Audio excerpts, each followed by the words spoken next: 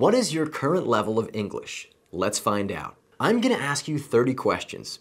Keep track of how many you get right, and at the end of this video, you'll know your English CEFR level. Let's get started. The first 10 questions are beginner level. You'll see 3 sentences, and you should choose the one that uses English correctly. Ready? Question 1. He have a new car. He has a new car. He has new car.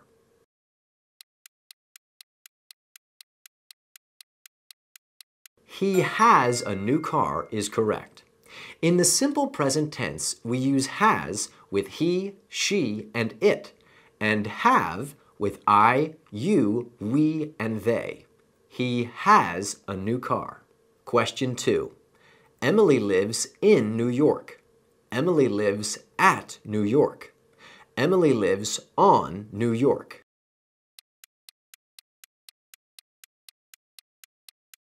Emily lives in New York is correct. When talking about where someone lives, we use in for cities, states, and countries, and on for streets or floors. Emily lives in New York, but she lives on 3rd Street. Question 3. I doesn't like boring books. I not like boring books. I don't like boring books.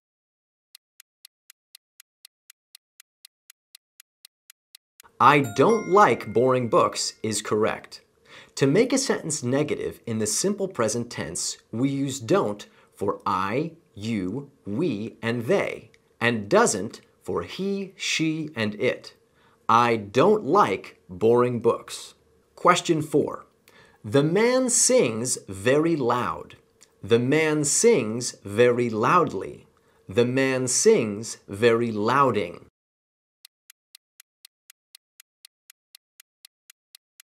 The man sings very loudly is correct.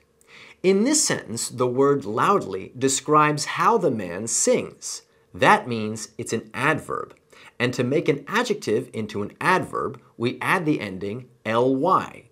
Slowly, carefully, loudly. Question 5. Are you going to call her tomorrow? Are you going calling her tomorrow? Are you going call her tomorrow?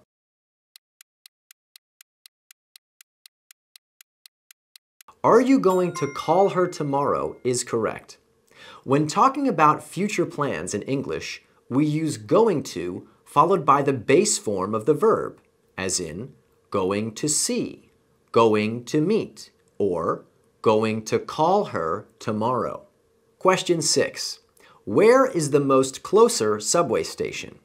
Where is the most close subway station? Where is the closest subway station?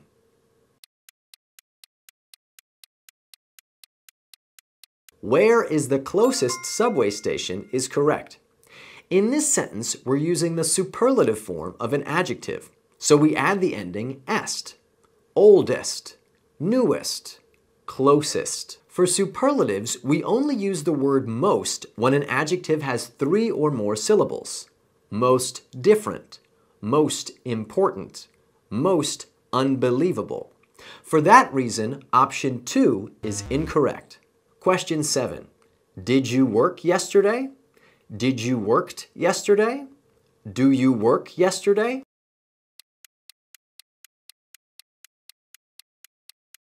Did you work yesterday is correct. In this sentence, we have a past marker word, yesterday, which means we should use the past simple tense. And to ask a question in the past simple, we use did.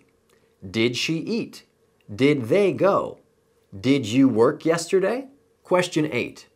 James can to speak English. James can speaks English. James can speak English.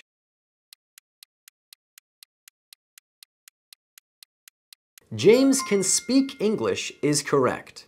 Can is a modal verb along with could, may, might, should, will, would, and must. When a modal verb is followed by another verb, we don't use the infinitive form. Instead, we use the base form. I should go. You might eat. James can speak English. Question 9. I started learning French before 7 years. I started learning French 7 years ago.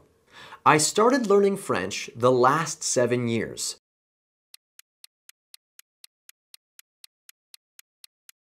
I started learning French 7 years ago is correct. When talking about a moment in the past when something began, changed, or ended, we use the word ago. She finished her homework an hour ago. He died a month ago.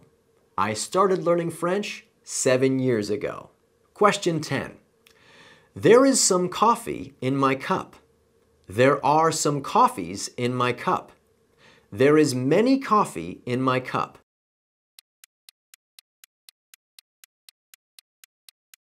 There is some coffee in my cup is correct.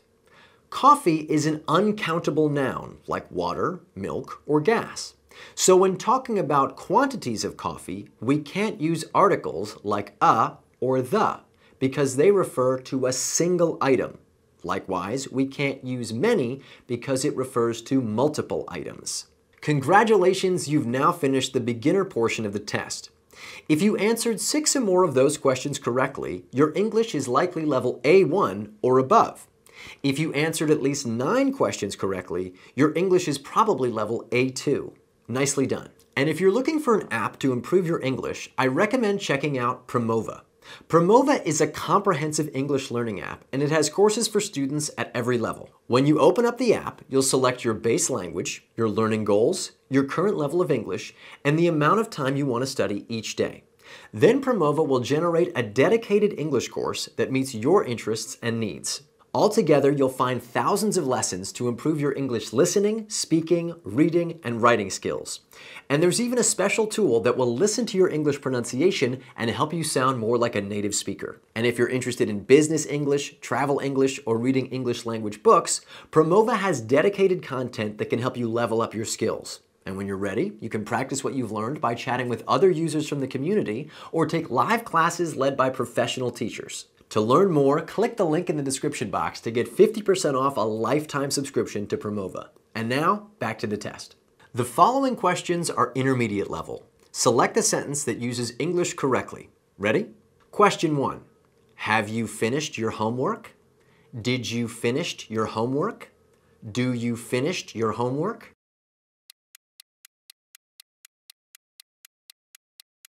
Have you finished your homework is correct.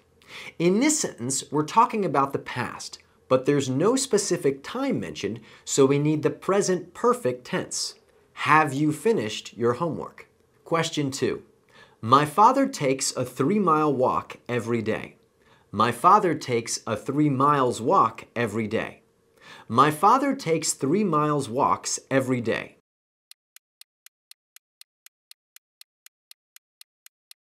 My father takes a 3-mile walk every day is correct. In English, we can connect 2 words with a hyphen to create a compound adjective. A well-dressed man, a part-time job, a first-class ticket. But remember that English adjectives are always singular, so a 3-mile walk is correct. Question 3. Eric asked his boss to get a raise. Eric asked his boss to have a raise. Eric asked his boss for a raise.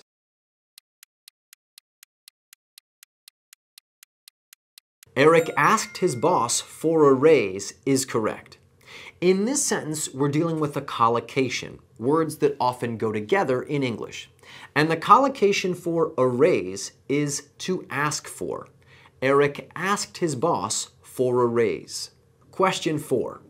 If I eat too much, I'd be sick. If I eat too much, I'll be sick. If I eat too much, I'd have been sick.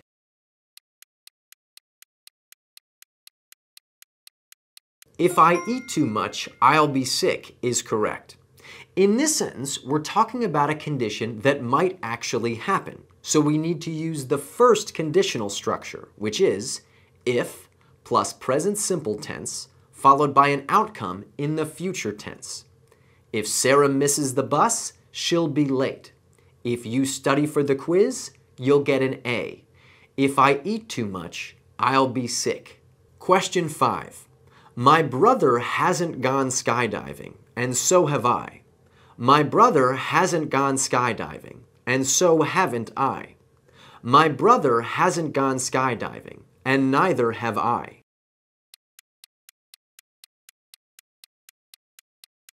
My brother hasn't gone skydiving, and neither have I is correct. We use so and neither when restating a phrase with a new subject. We use so for positive phrases and neither for negative phrases, as in, my sister likes sushi, and so do I. My brother hasn't gone skydiving, and neither have I. Question 6. The car broke off while we were driving. The car broke out while we were driving.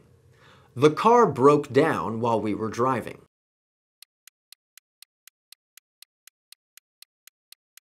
The car broke down while we were driving is correct.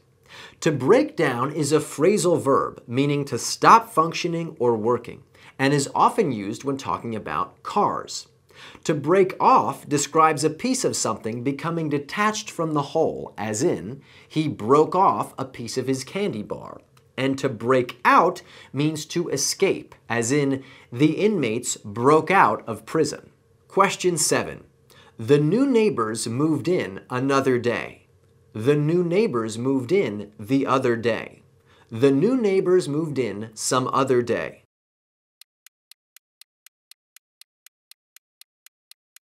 The new neighbors moved in the other day is correct.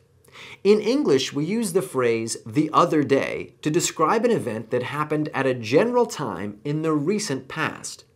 I met her for the first time the other day. He lost his keys the other day. The new neighbors moved in the other day. Question 8.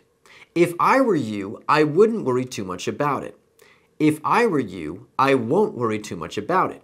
If I were you, I wasn't worrying too much about it.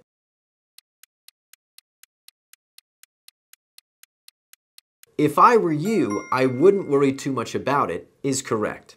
This is another conditional phrase, but this time the condition is imaginary or unreal. So we need the second conditional, which is if plus past tense, followed by would plus the base form of the verb. If he were a billionaire, he would buy a yacht. If she wanted a dog, she would get one. If I were you, I wouldn't worry too much about it. Question 9. When Bridget was a kid, she was used to play soccer. When Bridget was a kid, she used to play soccer. When Bridget was a kid, she was used to playing soccer.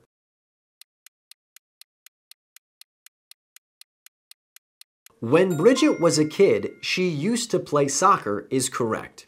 We use the phrase used to plus the base form of a verb to describe something that happened regularly in the past. I used to work in an office. They used to live upstairs. She used to play soccer. But be careful not to confuse this with two similar phrases. One, to be used to something, which describes habits, as in, I'm used to getting up at 5 a.m., and two, to get used to something, which expresses that someone has learned to tolerate something unpleasant over time, as in, the water here tastes a bit strange, but you'll get used to it after a while. Question 10. The manager was tired because he was working all day. The manager was tired because he had been working all day. The manager was tired because he worked all day.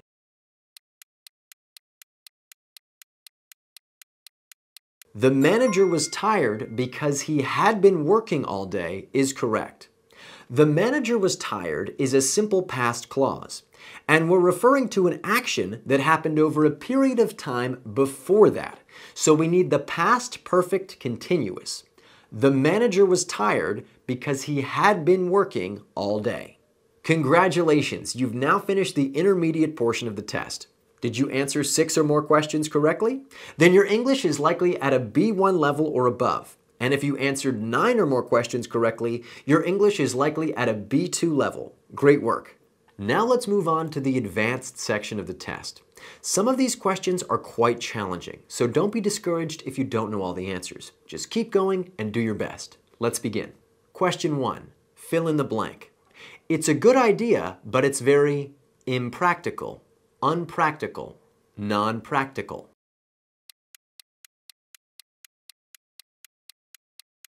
Impractical, meaning unrealistic or difficult to achieve, is the correct answer. Question 2. Creative people need to think beyond the pale. Creative people need to think in someone else's shoes. Creative people need to think outside the box.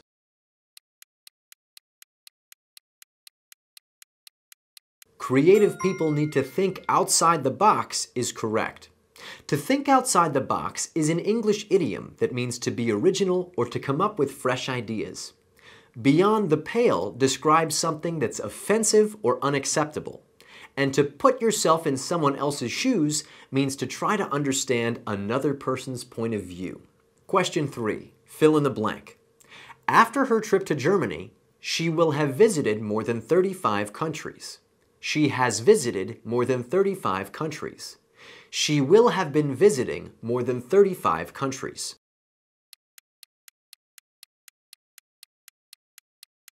After her trip to Germany, she will have visited more than 35 countries is correct. In this sentence, we're talking about an event that will be completed or finished at a given time in the future. The event is visited more than 35 countries. And what's the time? After her trip to Germany.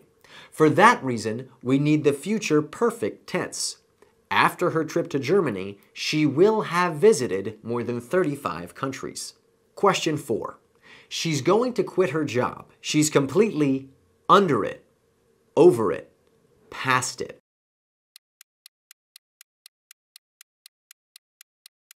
She's completely over it is correct. To be over something is a phrasal verb meaning to have lost interest, as in, Jack and Lisa broke up last month, but he's definitely still not over her. Question 5. Fill in the blank. Blank, a team of researchers for a decade, Amanda felt confident in her leadership abilities. Is it leading, having led, or having to lead?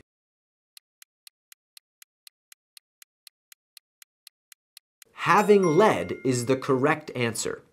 When a sentence begins with a verb, we need to use the gerund form, the ing form, as in, swimming is good for you.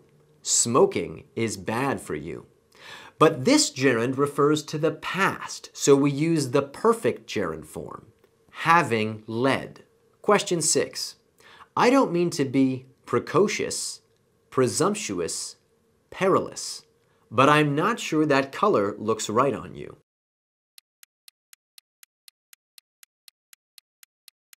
Presumptuous is the correct answer and means to be too bold or outspoken. Question 7. The contract was ready to be signed, but then the client backed up, backed down, backed out.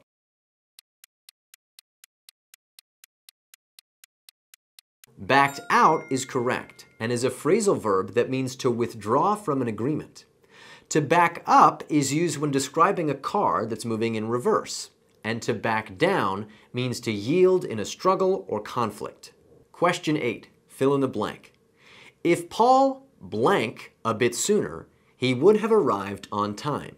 Is it had been leaving, had left, or left?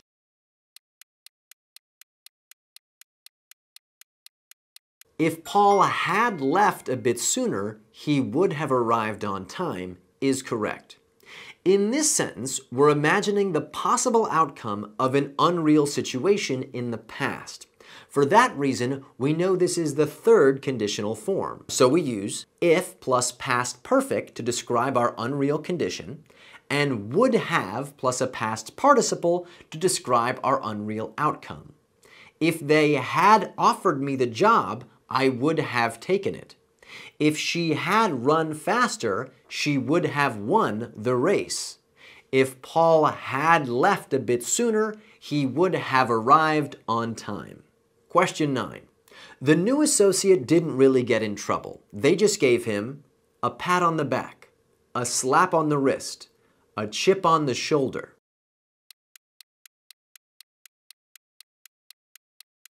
A slap on the wrist is correct and is an idiom that means a light punishment.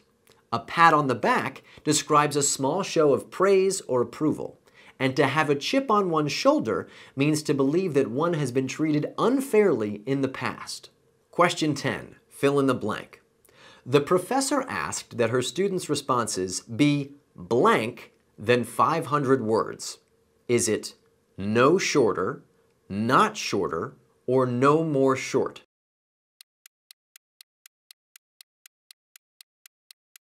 No shorter than 500 words is correct. When negating a comparative adjective like shorter, bigger, or faster, we use no, as in the sentence, there must be no more and no less than 5 players on the court at all times. Congratulations, you've now finished the advanced section of the test. If you answered 6 or more questions correctly, your English is likely at a C1 level. And if you answered 9 or more questions correctly, your English is probably at a C2 level, close to native fluency. Fantastic work. And if you're not there yet, don't worry. It takes most students years of dedicated practice to reach a C2 level in English. So just stick with it and keep practicing. I'm Brian Wiles. Thanks for watching and good luck with your studies.